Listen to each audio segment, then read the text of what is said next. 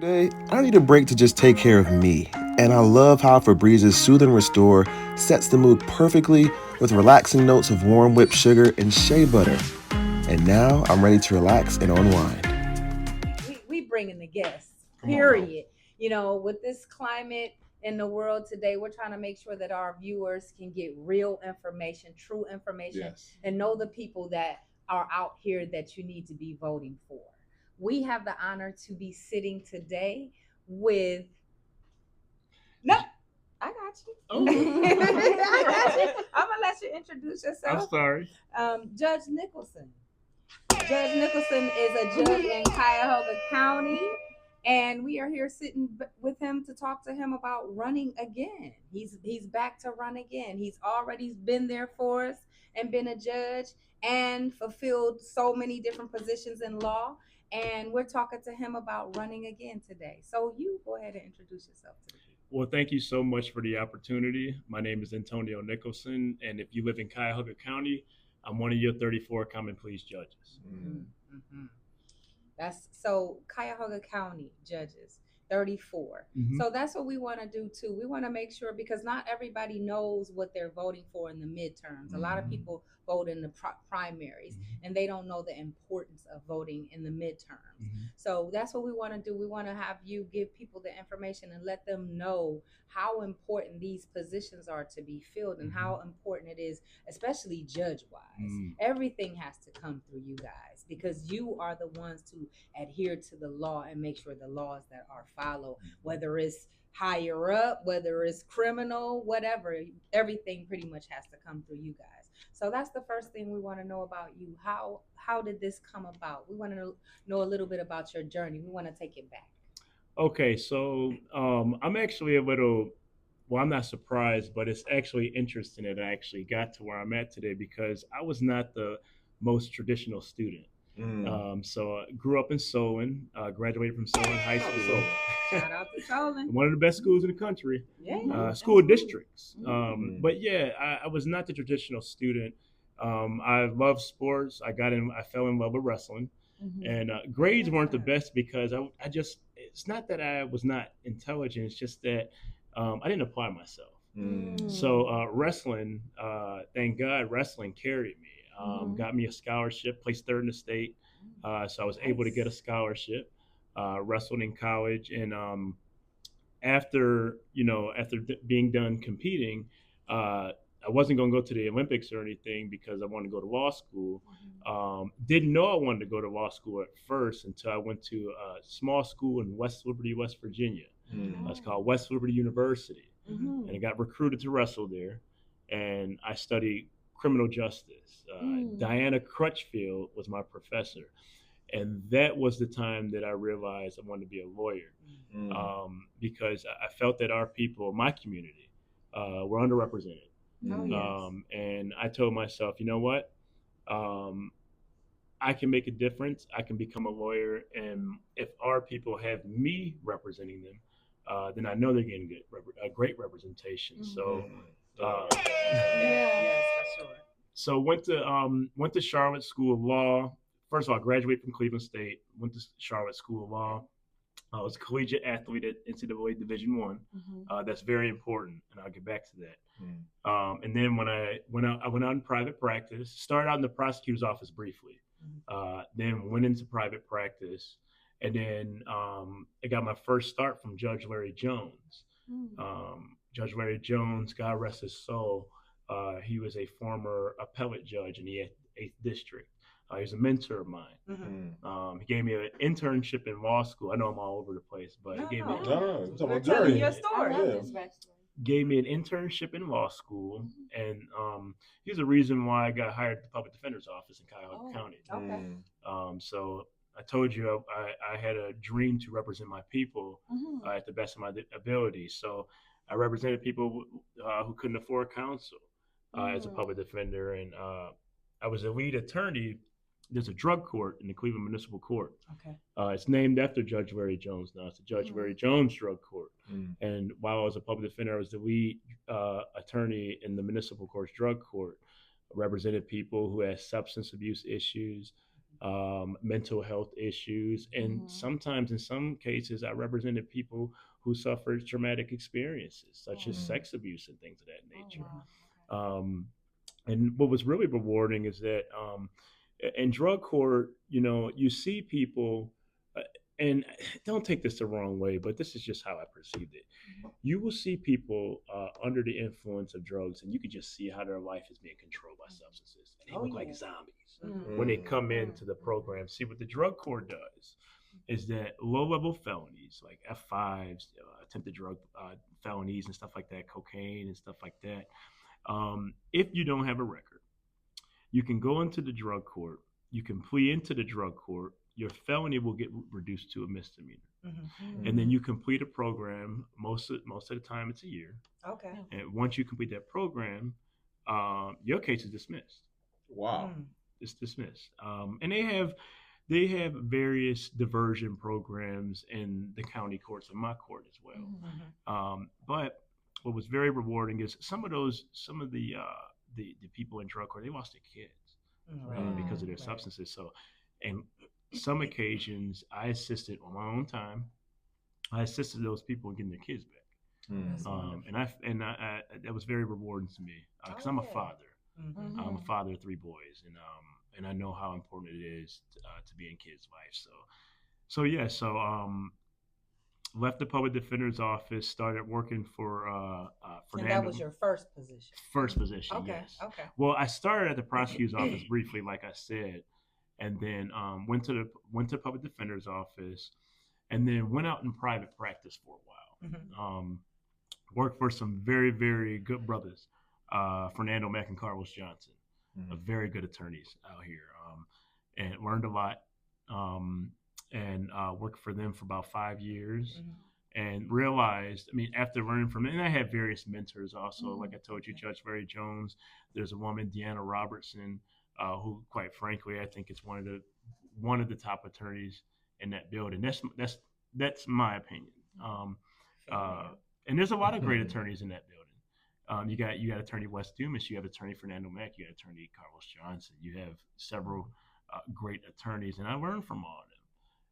So I took all of that experience, like when I worked for Fernando and Carlos, first 2 weeks I was there, I was helping them out on a death penalty case, because I had represented the individual at his arraignment. So I was familiar with the case, and it was right before I got hired with them. And Fernando allowed me to assist him in an aggravated murder case the first couple of weeks that I started working for them. So, we hit the ground fast. Right they in. threw Right, me, right. and they taught me the business about law. Okay. They taught me, there's a, you got to know the law, you got to know how to interpret the law and all that. But when you're out in private practice, there's a business, and you have to learn how to work that business, and it's not being fake, it's not doing that, but you have to get compensated for the great work that you do. Right. And those brothers taught me the business side of law, and I learned it well to where I was able to go out on my own. And I went out on my own, ran a great practice, went into partnership with my twin brother, who's also an attorney. Cool. Look at that. Twin Right. brothers practicing law. Twin brothers practicing Anthony law. Nicholson. He's in corporate law now. He's a truck and defense attorney Okay. at Amundsen Sure, and that's Davis. needed. Yes. And he's doing very good work down there. So, but he's also a former public defender. Okay. And the thing about Anthony was, I represented your adults. Anthony represented your juveniles. I was in the adult The drug brothers. court. Anthony was in the juvenile drug court. So went into practice with Anthony, and then all of a sudden I just decided, you know what, I want to be a judge. I want to be a judge. Just decided. I've been putting in my time, been trying cases at a high level, and so I left private practice, humbled myself once again, and went back into public service. And that's when I joined the Lake County Public Defender's Office under the Chief Public Defender, Vanessa Clapp, who runs an excellent office down in Lake County. They run an excellent office down there. It was a pleasure to work for her. And I did the same thing. But now I handled felony cases, Okay. all types of felony cases. And it was very rewarding because Lake County is a different area. Mm-hmm. Okay, it's a different type of place to practice in. I bet coming from Yeah. Cleveland. Yeah, very conservative. Mm-hmm. Very conservative, and Lake County may get the reputation of they're discriminatory, they're racist. No, they're racist. You didn't experience No, that. I'm going to tell you, I practiced down there for 9 months at the public defender's office. Those judges treat every defendant fairly. White, black, purple, green, gray, red, whatever. That's good. You're getting treated the same. That's good. You commit a failure to comply, they're gonna deal with you. They're gonna deal with you accordingly. Mm-hmm. I mean, it doesn't matter what your race, because I've seen all races get the hammer down. So it was quite the experience. But then running an election was tough. Being a public defender and then trying to run an election, and I was running a tough election. Yeah, we just heard that. Running a tough election. We don't think about all the things it takes to run an election. It's a lot, a whole lot. Yeah, and had to leave. Did you know the person you running against when you taking the office? Did you know the person? Kevin Kelly. Yeah, I knew him. He's a Titan. Mm-hmm. City council for what, a decade? Wow. I mean, Cleveland council president. I mean, been in politics for a while. Tough race. I mean, I'm gonna tell you, I got into the toughest race last election. I don't care what anybody says. That was the toughest race. Nobody was going in that race, and so I went in that race because I felt that I was the more qualified candidate. Okay. I'm not going to. Nothing. No disrespect. Because right. Judge Kelly is doing a very good job on the bench. Yeah. Like, he's a former social worker, so he gets it. Yeah. And I've been in front of him, so he's fair. No disrespect, but I felt that I was just a more candidate. I had over 10 years of direct trial experience. At that point, I had tried everything from minor misdemeanor traffic cases to aggravated murder cases, and not only criminal cases, high-level criminal cases. I handled civil cases. I handled cases in the Court of Appeals. I handled federal cases, particularly complex cases, conspiracy cases where there's like 20 plus defendants. So I felt that my experience, I was the most experienced candidate in that race. But, politics. And, I was new. And to tell you the truth, a lot of people didn't even know I was running. I only got 28% of the black vote, and it can't be because that my community doesn't like me. Right. Come on, Right. come on, right. no. Right. My community didn't know I was running because, number one, I waited to the last minute to declare, and number two, because of my party. I'm an R. Okay. I'm an R. Interesting. And we have a lot to talk about. Yeah. But people don't understand. I'm 1859 R. Okay, because you have to understand, and we need to do our research. Yes, we can't just totally. We have to do our research because black people, our people, created the Republican Party. Okay, Martin Luther King was a Republican. His father was a Republican. Frederick Douglass, Sojourner Truth, and the Republican Party was the anti-slavery party. Correct. Okay, and not only did they fight against slavery, they fought for women's suffrage, women's rights, and no disrespect to Democrats, because I used to be a Democrat. I used to vote Democrat. However, when and I can say this, I reached out to the Democratic Party because I wanted to run as a Democrat. I'm still waiting for the phone call back. Interesting. And so, but I'm a Nicholson. I don't wait. So my dad's a surgeon. My dad graduated from Glenville. Okay, my dad, when they told him he would never be a surgeon because he was black, went to Pitt Medical School, and my dad was a private practitioner for 30 years. So my older brother's a surgeon. They told him he couldn't do it. I'm pretty sure some people told him he couldn't do it, and no one thought that there would be twin lawyers. So you got you got a lawyer and you got two lawyers and a surgeon. Okay, so we don't wait. We want something. And I told you, nothing wrong with that. When I started this journey, I wanted to help my people. So if I can't do it over here, I got to find elsewhere. So guess what? Republicans reach out to me. Mm-hmm. And you know what?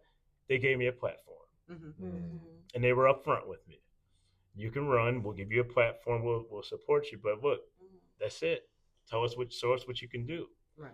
And we ran hard. Like I told you, we picked the toughest race to run. I convinced myself that I could win this race. No, I didn't. But I ran hard, and guess what? The governor noticed, and Governor DeWine noticed, and I applied for the appointment. And this was no DEI hire. This was no DEI hire. We don't. Because I beat people out. Okay, Right. I competed for this appointment. Mm-hmm. I'm not bragging, not arrogant, but I just want to make it very clear this was no sympathy hire. Okay, I was qualified. I was the most qualified, and the governor selected me. And not only did the governor select me, the governor put another black male on the bench. Okay. Now, there's only two of us. Okay. Myself and Jeffrey Saffold. And before that, it's very scarce to see black males on a bench, more specifically on a county bench. Yeah. I am of the belief that it is undesirous, to have black males on this county's bench because there are none. And yeah, 2 out of 34. Yeah, I'm proud of that, but can we really be proud of that? Now, I give you another number. When I joined the bench, that makes 6 black judges on a general division. That is the most black judges we have had on this bench ever Wow. in the history of the court. In the history of the court. So we've made history, and let me go further. I'm the first black male Republican appointed to the general division. It's never been done. It's been done municipal. It's been done at the appellate level. Never been done in general division. So we've made history. And I used to have a great life. Well, I shouldn't say I used to have a great life. I have a beautiful life. Got a beautiful wife. Got great kids. I'm blessed. But I had a really, really, really rock star life. Like I made a ton of money. If I wanted to buy a car, I could buy a car. If I wanted to do this, I'm not bragging, but us Nicholsons, we work hard. We hustle, and we reward ourselves. But I took a sacrifice because I didn't see any black males run. Thank God for Judge Saffold. Didn't see any black males running. Daryl Denny ran. I take that back. But not a lot of us are running. Not a lot of us are really motivated to run. I don't think, because we don't see them run. Why do you think that is? Do you think it's because they feel defeated before they run, because there's not enough representation, or why do you think that is? I know you can't speak for everyone else, but we're talking about not even running. I just don't know, because it's just in my opinion, the lack of support.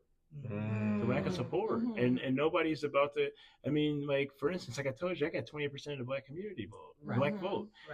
Not, like I said, a lot of that was because not a lot of people knew that I was running. But let me be clear: when people heard that they shut me down. Shut me down. Don't care that you've been. I'm a wrestling coach too. Been coaching wrestling for over 20 years. We don't care that you've been a wrestling coach for over 20 years. We don't care that you've been a public defender serving your community in 2 different courts. I've been serving my community through practice of law and just coaching forever. They didn't want to hear that. It's in the R. When they heard R, I don't want to hear nothing. Some people say, I don't want to hear anything you want to say. So that was tough. So I have a question. So you talked about your past in wrestling and then you keeping it now being a coach. How do you take some of that, fire and discipline from the mat to the courtroom? My God, I love you. What a great question. I used to be in wrestling in high school too. Yeah, my friend dared me to. We will be having a conversation after this about that. I got chills. I love, like I said, I love the sport of wrestling. Wrestling gave me everything. It gave me a purpose. Gave me identity. people and only wrestlers, and so you can understand Yeah, this. for sure. But a Division I collegiate wrestler, Mm-hmm. you can just imagine the work ethic. Mhm. I mean, like I was cutting 17 pounds a week to keep my Exactly. You scholarship, gotta make weight. hmm to keep my scholarship, and to make my weight. And you weren't missing weight. You don't miss weight. Right. You don't miss weight, and so wrestling made me tough. And look, can't wrestle without good grades. I learned Absolutely. that because I was academically ineligible my seventh grade year, my eighth grade Oh year, no. my ninth grade year, and I had great coaches like Tony DiGiovanni, Mike Thompson, Mike Calica, Kevin Welsh, all of them, Wayne Parsons, and they're like, dude, like you gotta get your grades up. Right. Like what are you doing, like? And so I get my You grades have all up this and talent. The Right. grades aren't there. Exactly. got my grades up. That was wrestling. Because I couldn't stand to sit on the sidelines and not compete. So it took me to the promised land.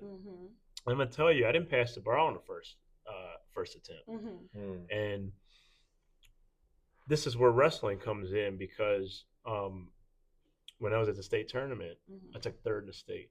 I was this close. Dealing with sore joints or dry skin? Try All Balm. Our CBD topicals are fast absorbing, non-greasy, and smell amazing. Now available at 2U Wines in South Euclid. Sip, shop, and feel better. Natural. Lost in overtime in the semis to a young man that I beat. That's young man, we're the same age, but to a man that I beat at the sectional tournament in the finals. And I had to come all the way back in consolation to take third. See, if you're in a championship until you lose, the best you can take is first. If you lose once, the best you can take is third. If you lose twice, then you can take fifth, sixth, whatever. So I lost in the semifinals and I came back and took third. Go figure. I lose in the semifinals. I don't pass the bar on the first time, but I come back and I take third and I pass it the second time. Right, exactly. I run my campaign. I don't win the championship. Didn't win first place, but I came back through the consolation bracket and I took third and got appointed. So when we're talking about wrestling and how it applies and the fire that it builds up in you, that is an example of how wrestling, how you can lean on it. And you know what? As much as this sport has given me, that's why I've been coaching for over 20 years. Because my coaches, the great coaches, and my college coaches, Jack Effner, Anthony Coleman, Vince DeHura, Brian Doff. I was coached by a former NCAA national champion. Oh wow! Brian Doff, Mike Whaler when I was at West Liberty. I mean, Mike, just like I told you about those lawyers that I trained from, the Deanna Robertsons, the Wes Dumases, the Fernando Max, Carlos Johnson, all of them, the Myron Watsons. I left him out. Myron Watson. I had great coaches. So you use the sport of wrestling, you apply it to everything. Because my coach said one thing: once you wrestle, everything else is easy. Absolutely, it builds a certain level of grit and perseverance. Truly, like to push through all obstacles. Yeah, and that's why I coach, because I give back. And my boy, my 12-year-old still wrestles. He's been wrestling for about 6-7 years. Been doing it for a while. And we're in middle school now, and we got expectations when we get to high school. And I got a 1-year-old that's about to turn 1-year-old. He's gonna be wrestling because we're not doing this out of selfishness. Right. We're doing this because and let me just be real. Wrestling builds strong young men and young women. Let me repeat that: young men and young women. There are some talented female wrestlers. Right. Oh my goodness! They have their own state tournament now. It's beautiful. So. Yeah, I'm kind of biased when it comes to wrestling. Yeah, for sure. I can talk wrestling for hours. Right. So I want to get back to the fact that you stated in the beginning. You said about the research. I agree with you with that. I feel like a lot of people just take things that they may hear on television, that they may hear, through word of mouth, and now with social media. And I don't feel like people do all of their research. I feel like people hear it and they think automatically that everything is true that they hear on social media.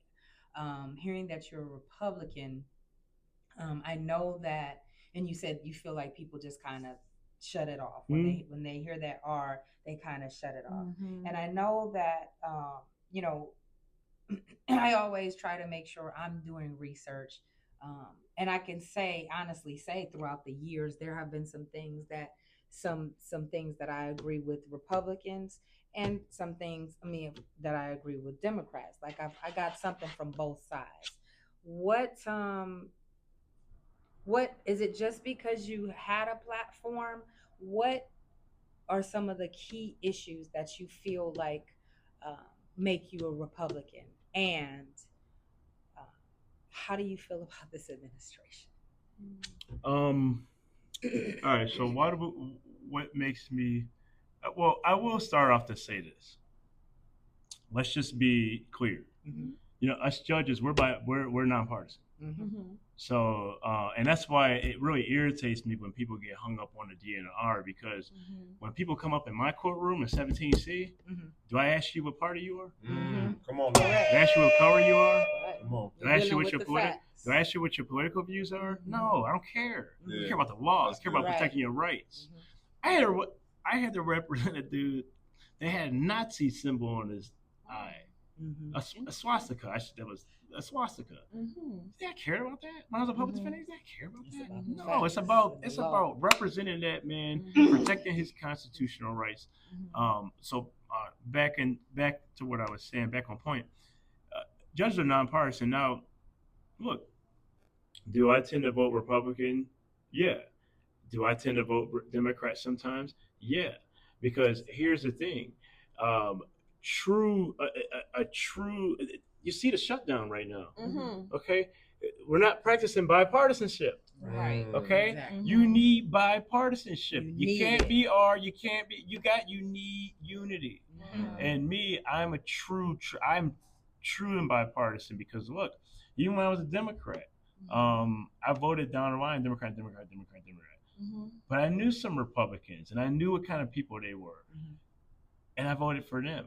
Just like now, I vote Democrat and Republican. See, and especially in judicial races. Now, we talked a lot about research, and I'm gonna get to your question. I'm gonna answer your question. I promise. No, this is good. This is good. But we talk about research, and you would think that people would research their judges, the ones that are putting them in jail, Right. the ones that I are letting agree them with out, that. the ones that are giving them treatment, the ones that have such power over them if they get into this jurisdiction.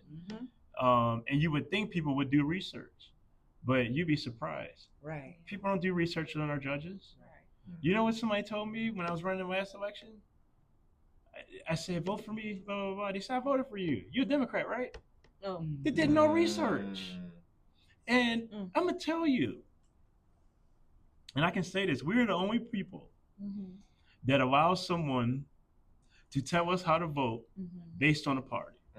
Because I'm gonna tell you this, I've been in it. I've been in the ditches. Been in the grunt. Other nationalities, groups of people, they vote for their own, Democrat or Republican. Oh yes, they support their own, because they say, well, they figure, well, he or she is a Republican, but we got somebody representing us. See, we as a people, we don't have a political problem. We have a cultural problem. We don't know how to play the game. Okay? Other nationalities know how to play the game. That's why when you walk into a courtroom, you see so many elected officials who have your liberty in their hands that don't look like you. Wow. Because people vote for people who look like them, for people who they feel have their best interest. Right. We do not do that. We allow people to tell us who to vote for. So when we do that, and I'm just going to be real with you.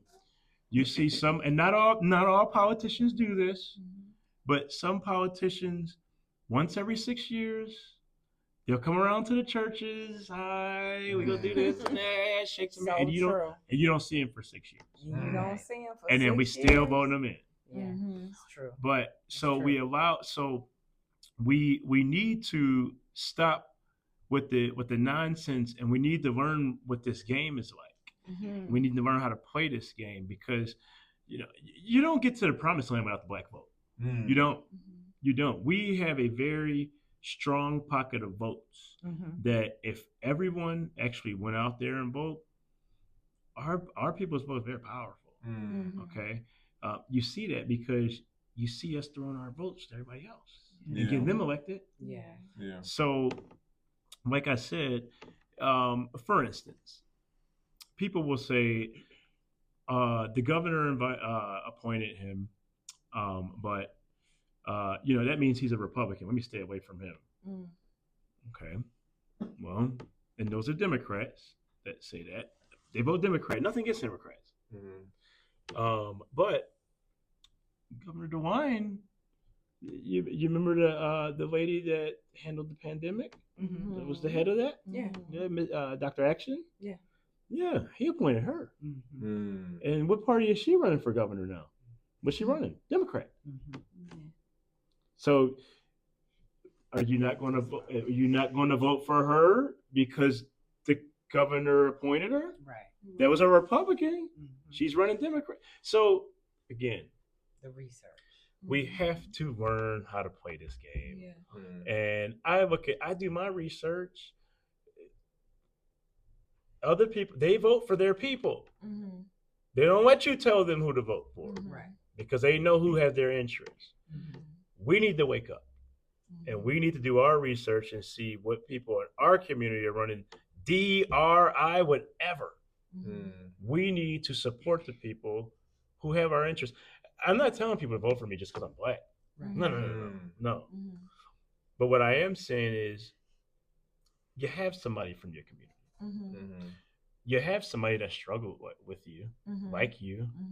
I wasn't fed with no silver spoon. I watched my parents struggle. Now, my dad's very successful, and he gave me the blueprint, and that's why I'm successful. And that's why my brothers are successful. That's why my sisters are successful. But you have someone from your community that looks like you, that talks like you, that struggled like you, that went to your school, that lived in the inner city, that is duly qualified. Not just vote for me because I'm in your. No. You have somebody that's qualified with all this experience. Oh, and he looks like you. I've done all the hard lifting. I've done all the heavy lifting. We went through the humiliation ritual last year because that's what it was when we ran our campaign. It felt like a humiliation ritual. It was tough, especially when we were going to inner city. But you know what? That's okay. We took that sacrifice. We took that on the chin because we knew that something bigger was at stake. And look at me now. I'm sitting on the bench right now. I've done the heavy lifting for my people. I put in the hard work. I pay my dues. Okay. You got somebody up there that looks like you. And I don't know if anybody knows, come up in my courtroom. If everyone wants to say, oh, this is a Republican judge, just come up to 17C and see what a black male Republican judge does on a daily basis. We promote justice. Okay. Now, I will be real. In my courtroom, prison's the last resort. Okay, and don't take that the wrong way, because prison is hard on society. It's hard on you and me when somebody goes to prison in our community, because we got to pay for it. We pay taxes. It's hard on the defendant's family. It's hard on the victim. It's hard on the victim's family. It's just hard. So prison should be a last resort. Okay, because there are other ways. Or other alternatives or options or avenues that you can go to get there, to get to where you want to get. And What I say that because everybody is redeemable. Now look, everybody is capable of redemption. Now look, some people are just bad people. And you're gonna victimize my community, Right. my county, Right. and I'm in this seat. I got a duty. I got to protect y'all. Right. And I'm honored to have that responsibility to protect y'all. I walk out of my house with the sword in my hand, and I'm honored. But a lot of people who are sitting in jail right now, pre-trial, they can't make bond or whatever, or sitting in prison. Those individuals are eventually going to get out. Okay, so do we just use prison and throw them away and not even try other things? And then once they get out, we haven't even tried anything with them, and then they're just going to end back. That's called recidivism. They're just going to end back in there. Or why don't we? In some cases, it's a case by case basis. Why don't we, for instance, if somebody committed a crime because they were under the influence of drugs or alcohol, and you look at that person's history and you see they've been using drugs and alcohol since they were 14 years old, they're 50 years old, or they're 40 years old, whatever. But for that addiction, if we would have tackled that or addressed it when they were 20, we might not be here. Exactly. Right. So, but no, we just throw them in jail, and then you know what people do in jail. Now, some people overcome and make it out, and they don't go back. But the majority of the time, I mean, you had a whole bunch of people who are convicted of crimes, who are convicted criminals. So you learn how to be a better criminal. Right. It's just like when you go to school, when you go to medical school, you learn how to be a doctor. Right. You go to law school, you learn how to be a lawyer. Right. Because you're around people with that same mindset. You go to prison, that's what you're around. So why not use certain alternatives to at least try? Now, look, I give people a shot on probation. If I think it's justified, I give people a shot. When I send people to prison, it's justified. It's just that means you deserve it.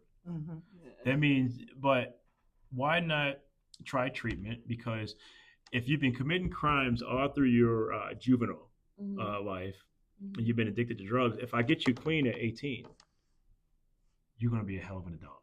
Exactly. You are going to be a productive member of society if you buy into it. Right. Now, I have some people, it's just like, you're not going to stop doing drugs. So I'm just going to send you to jail for 30 days, cut you loose on probation, because you're just going to do drugs. You're going to do drugs, and you don't want to get better. And I'm not going to waste resources on you when I got 100 other people over here that actually want to get clean. Right. Now, That's very true. I don't take this the wrong way, though. While this court, 17C, as a totality considers everything, all forms of rehabilitation, imposition of punishment, stuff like that, we don't have a problem dealing with violent people. We don't have a problem dealing with people who inflict harm maliciously on society. People who touch our kids. Oh yeah. People who touch our women. We don't have a problem curing that problem, if you will. And when I told you I was a Republican, this gets back to your one answer to your question. I told you I was anti-slavery. I told you I was pro-women's rights. Okay. We have a bad human trafficking problem Absolutely. in this country. Bad human trafficking problem. Yeah. And I just did the Black Judges Association, the Ohio Black Judges Association. Shout out to them. So shout out to them. I'm a member. They just facilitated an excellent CLE about a week ago on human trafficking. And let me tell you this. Did you know? What's the first thing that comes to your mind when you think of human trafficking? Children. Kidnapping, children, women.